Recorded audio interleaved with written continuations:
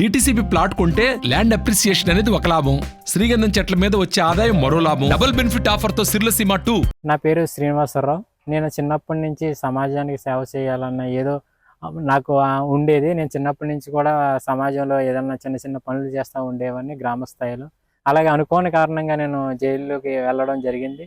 అలాగే జైల్లో నేను సమాజం కోసం అధ్యయనం చేయడం, పుస్తకాలు చదవడం, అదే ప్రజా సమస్యలు ఏ విధంగా అయితే ప్రజలకి వృద్ధిలోకి వస్తారనే విషయాలపై పుస్తకాలు చదివి అధ్యయనం చేసినాను. ఏవేవైతే ప్రజలకు అవసరం అవుతాయో అన్ని విషయాల మీద సమగ్రమైన అవగాహన ఉంది నాకు.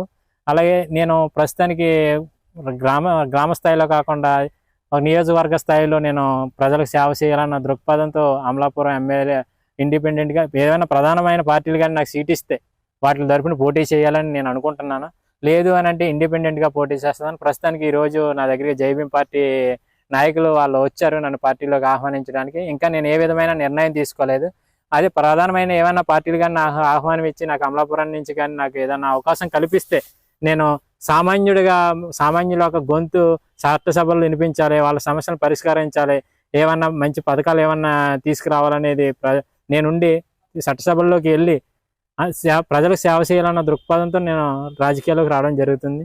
సార్, ఇప్పుడు రాజకీయాలన్నీ డబ్బుతోటి ముడిపడి ఉన్నాయండి. కానీ జనం అందరూ ప్రస్తుతానికి రాజకీయాల మీద పూర్తి అవగాహనతో ఉన్నారు. ఎందుకంటే ఎవరిచ్చినా డబ్బులు తీసుకుంటారు ప్రజలు. కాకపోతే అంటే వాళ్ళ తరపుని మాట్లాడి వాళ్ళకి సేవ చేయాలి, ఏ వ్యక్తి అయితే ఉన్నారో ఆ వ్యక్తి ఓటేయాలన్న దృక్పథంతో జనం ఉన్నారు.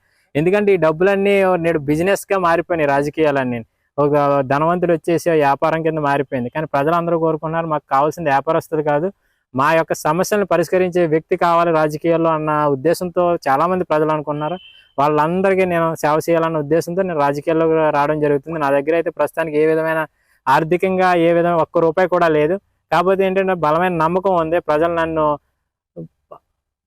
ఆశీర్వదిస్తారన్న ఉద్దేశంతో, ప్రజలు నన్ను ఆదరిస్తారన్న ఆకాంక్షతో నేను రాజకీయాల్లోకి రావడం జరుగుతుంది.